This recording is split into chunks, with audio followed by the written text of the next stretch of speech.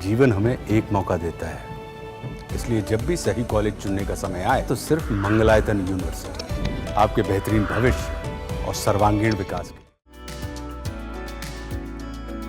दिल्ली में यमुना की सफाई एक बड़ा मुद्दा है। दिल्ली विधानसभा चुनाव प्रचार के दौरान प्रधानमंत्री नरेंद्र मोदी ने यमुना की सफाई और अहमदाबाद के साबरमती रिवर फ्रंट की तरह इसे विकसित करने का वादा किया था। चुनाव जीतते ही भाजपा ने यमुना की सफाई का काम शुरू कर दिया है। 3 साल में इसे साफ और निर्मल बनाने का लक्ष्य है। बता दें कि राजधानी में यमुना की सुरक्षा के लिए दिल्ली सरकार सेना की भी मदद लेने जा रही है।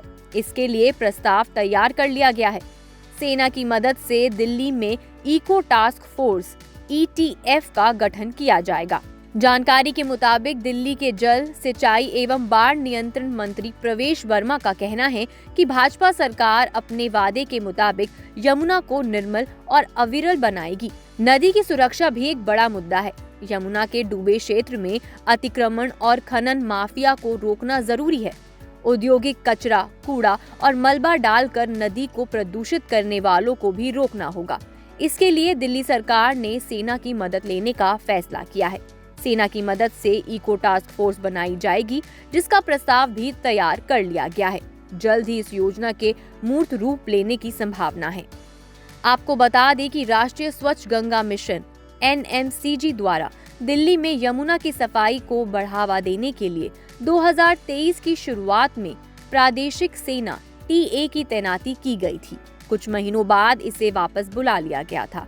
उस समय अधिकारियों ने बताया था कि यमुना और नजफगढ़ नाले की निगरानी के लिए प्रादेशिक सेना की बटालियन गठित करने का प्रस्ताव था।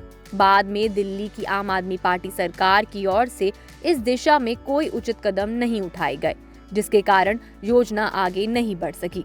अब भाजपा सरकार बनने के बाद इस दिशा में काम शुरू हो गया है।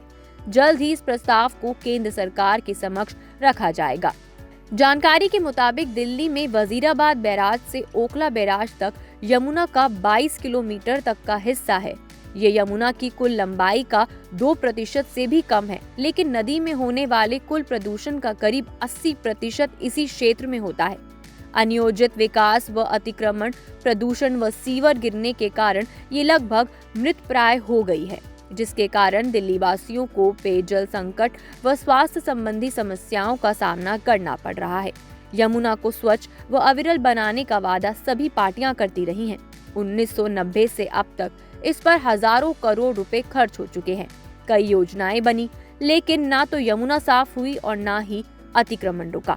दिल्ली में भाजपा की सरकार बनने के बाद समस्या के समाधान की दिशा में काम शुरू हुआ है और केंद्र सरकार के सहयोग से रोड मैप तैयार किया गया है। आपको क्या लगता है, क्या भाजपा सरकार दिल्ली में आने के बाद यमुना की सफाई हो पाएगी या नहीं? अपनी राय हमें कमेंट सेक्शन में जरूर दें और देश दुनिया की तमाम बड़ी खबरों के लिए देखते रहिए दैनिक जागरण।